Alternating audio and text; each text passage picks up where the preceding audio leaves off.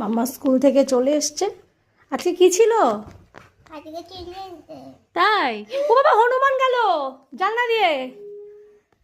দেখি, এ মা টিনের ঘরে না ঢুকে যাচ্ছে, দেখো হনুমানটা দৌড়িয়ে গেল। কত কিছুই না বানিয়েছে দেখো, ইরেজার বানিয়েছে, পেন্সিল বানিয়েছে ধূপকাঠির কাঠি দিয়ে। ধূপকাঠির কাঠি না, এটা টুথপিক। টুথপিক, ও আচ্ছা আচ্ছা। আর হচ্ছে একটা বই, যেটা পেনে ছিল তাই না? আর এই যে আর এটা হচ্ছে ব্যাগ, কিউট ব্যাগ। ওর সেম এরকম একটা ব্যাগ আছে না, সেরকম বানিয়েছে দেখো। ব্যাগটা কি কিউট লাগছে। আর এই যে হ্যান্ডেল আছে। তাই ভালো হয়েছে। বারবি ডালে। আর কত দেখো, স্কুল থেকে এসে ক্লে নিয়ে বসে পড়েছে, কি বানাবে ওই জানে।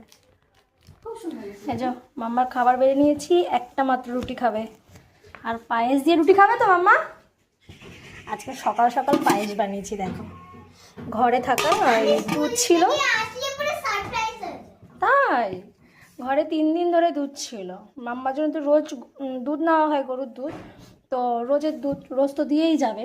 আর 3 দিন ধরে কি হয়, মাম্মা সন্ধ্যাবেলা কিছু না কিছু ওকে টিফিন বানিয়ে দিই, নয় ডিম টোস্ট নয় চাউমিন, এগুলোই খাচ্ছে।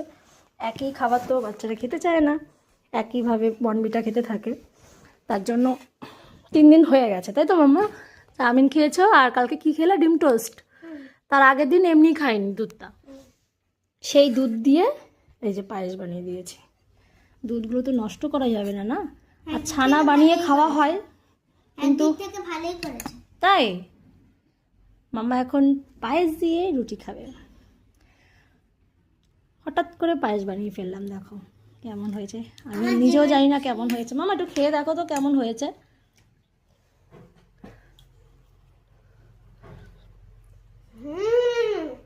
ভালো হয়েছে। গোবিন্দভোগ চাল দিয়েই বানিয়েছি। তো চলো টাটা। গরম গরম তো ভালো লাগে না, ঠান্ডা হয়ে গেছে, অনেকক্ষণ আগে বানিয়েছি, প্রায় 9টার দিকে বানিয়েছি।